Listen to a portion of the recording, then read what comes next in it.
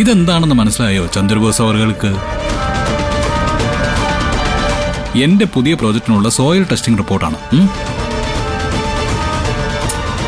സംഗതി ഫിറ്റാണെന്ന് എഴുതി സൈൻ ചെയ്ത് തന്നിട്ടുണ്ട് തന്റെ മോഹൻ സാറ്.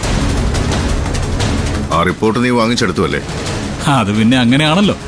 നീ ഒരു എമൗണ്ട് വെച്ച് എന്നെ ബ്ലോക്ക് ചെയ്തപ്പോ ഞാൻ അതിലും മുകളിലെറിഞ്ഞ് തന്നെ ഞാൻ ബ്ലോക്ക് ചെയ്തു ചന്ദ്രബോസെ.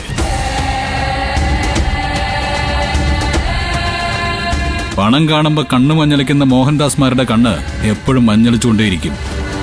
നീയപ്പോ 2 കോടി രൂപ മോഹൻദാസിന് കൊടുത്തു അല്ലേ? നീ കൊടുത്ത 1 ലക്ഷം രൂപ എവിടെ കിടക്കുന്നു? എന്റെ 2 CR എവിടെ കിടക്കുന്നു?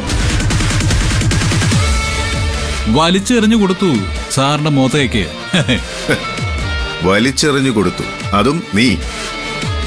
അഷ്ടിക്ക് വകയില്ലാത്ത നിന്റെ കയ്യിൽ എവിടെ നടാ 2 കോടി? അതെവിടെ ഒപ്പിച്ചു അത് പറ. ഇൻകം ടാക്സ് റെയ്ഡെന്നും പറഞ്ഞ് എന്നെ പറ്റിച്ച് നീ നിന്റെ കെട്ടിയോളും കൂടി തട്ടിയെടുത്തല്ലേ ആ പണം? ആഹാ, മിടുക്കനാണല്ലോ. അങ്ങ് ഊഹിച്ച് കണ്ടെത്തി കളഞ്ഞല്ലോ ഞങ്ങളാണ് ചെയ്തതെന്ന്. എന്റെ ബിസിനസ് തടയാൻ നീ കുറുക്കോഴി സ്വീകരിച്ചപ്പോ അതേ കുറുക്കോഴി കൂടെ തന്നെ നിന്നെ ജയിക്കണമെന്ന് ഞാൻ തീരുമാനിച്ചു. അതേടോ, തന്റെ പണം തന്നെയാ ഞാൻ കൊണ്ടുവന്നിപ്പോ മോഹൻദാസിന് കൊടുത്തത്. എന്ത് ചെയ്യാൻ പറ്റും തനിക്ക്? എനിക്ക് എന്ത് ചെയ്യാൻ പറ്റുമെന്ന് കാണണോ നിനക്ക്? കാണിക്ക്. ആ കാണിക്കലിന് വേണ്ടി കട്ട വെയിറ്റിംഗിലാ ഞാൻ.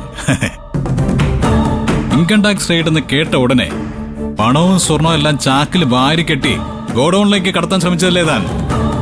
എടോ, അത് തന്നെയാടോ ഞാൻ അടിച്ചു മാറ്റിയത്. തനിക്കെന്തെങ്കിലും പരാതി ഉണ്ടെങ്കിൽ പോ, സ്ഥലം പോലീസ് സ്റ്റേഷനിൽ ചെന്ന് ഒരു പരാതി എഴുതിക്കൊടു. എന്താ, അതിനുള്ള തന്റെ ഇടം ഉണ്ടോ തനിക്ക്? കാണില്ല. തന്റെ ഇടം ഉണ്ടെങ്കിൽ പോലും അതിനാവില്ലല്ലോ CK. ഇവിടുത്തെ സർക്കാരിനെയും പാവങ്ങളെയും പറ്റിച്ച് ടാക്സ് അടയ്ക്കാതെ താൻ തന്റെ കൊട്ടാരത്തിന്റെ അലമാരയ്ക്കുള്ളിൽ സൂക്ഷിച്ചു വെച്ചിരുന്ന കള്ളപ്പണമല്ലേ അതെല്ലാം. ഒരു പരാതി എഴുതിക്കൊണ്ട് പോലീസ് സ്റ്റേഷനകത്തേക്ക് ചെന്ന് കയറിയാൽ പിന്നെ താൻ പുറം ലോകം കാണുമോ?